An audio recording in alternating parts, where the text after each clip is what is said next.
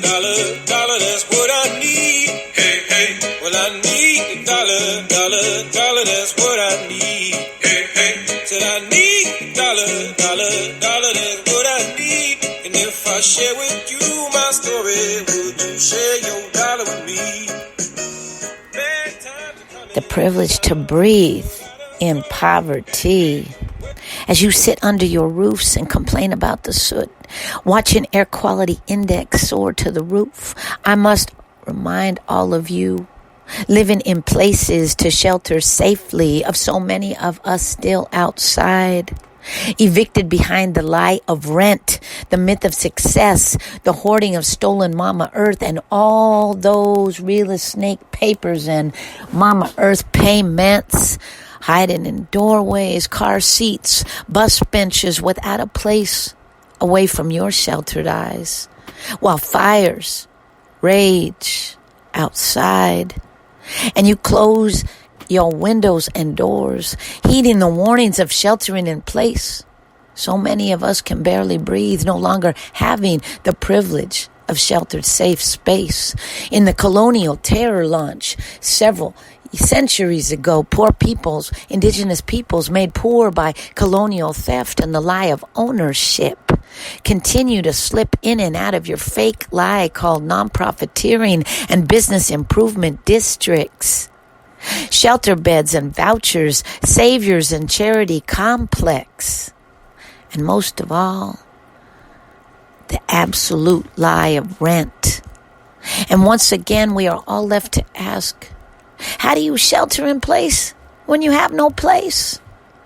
How do you housed people's politricksters continue to practice the violent act of hoarding and looking away? I don't want your pity. I don't want your crumbs. I want to close a door, shut a window, and share the privilege of breathing one more day to come. I can't breathe. I can't breathe. I would sputter out to the USC hospital emergency room window clerk. Me and Mama were in the wait room, sometimes up to 24 hours waiting to be seen for an asthma inhaler refill. But most of the time, we were there to breathe the cool, air-conditioned hospital air because we couldn't breathe outside.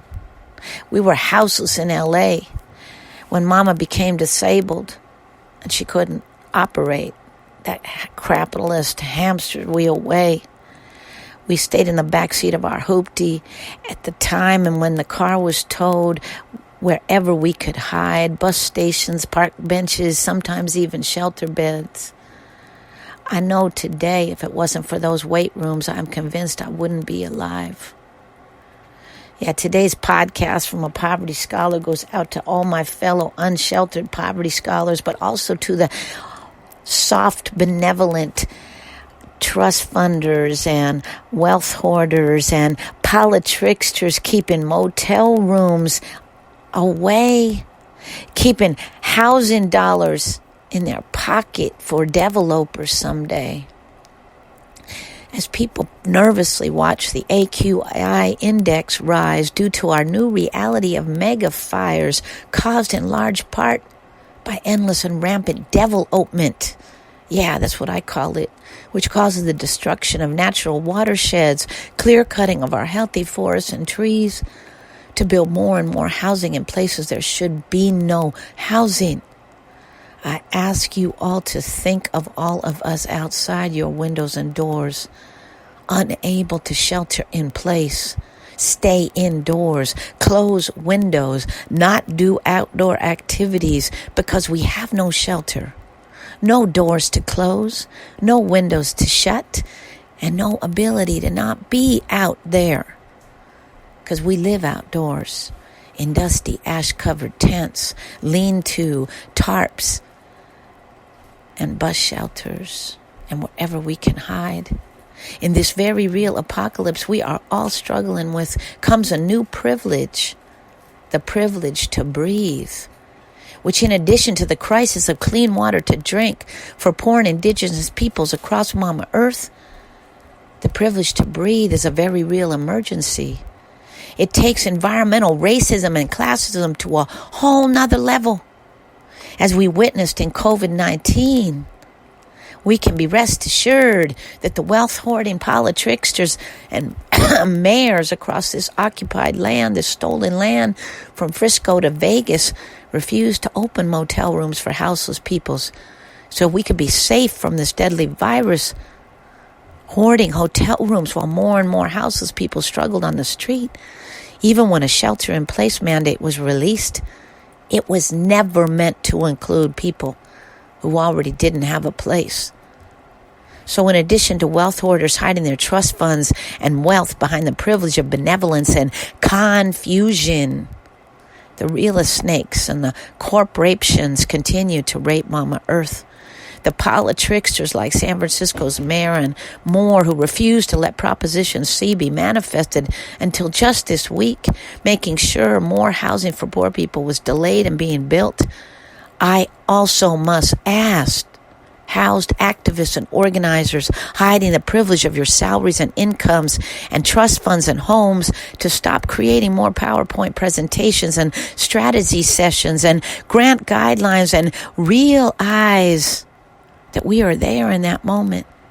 And one of the only things that matter right now is radically redistributing this stolen and hoarded land and wealth so more people can even have access to breathe and stay alive.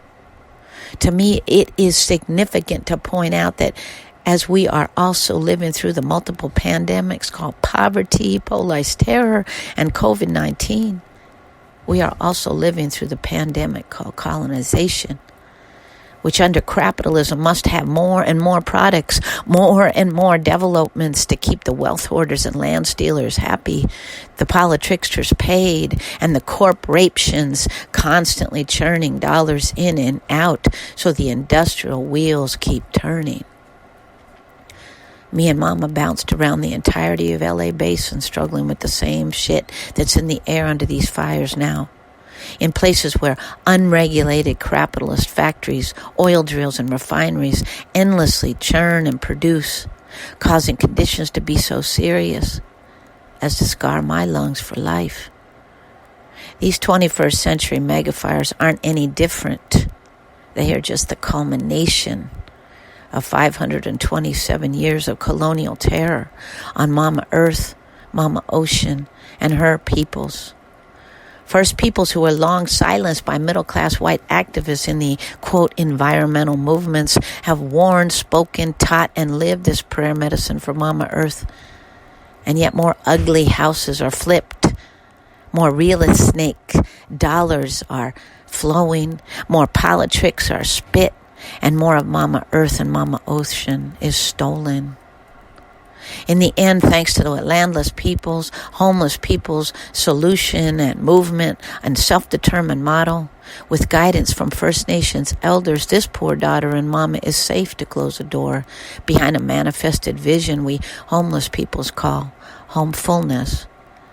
But my body, mind, and soul is constantly in the streets sharing masks and resources and food and dollars with fellow houseless folks, and I am constantly working to get into the ears of wealth hoarders, land stealers, politricksters, academics, trying to share models of immediate and emergency land liberation and radical sharing so everyone has the privilege to shut a window, close a door, and breathe.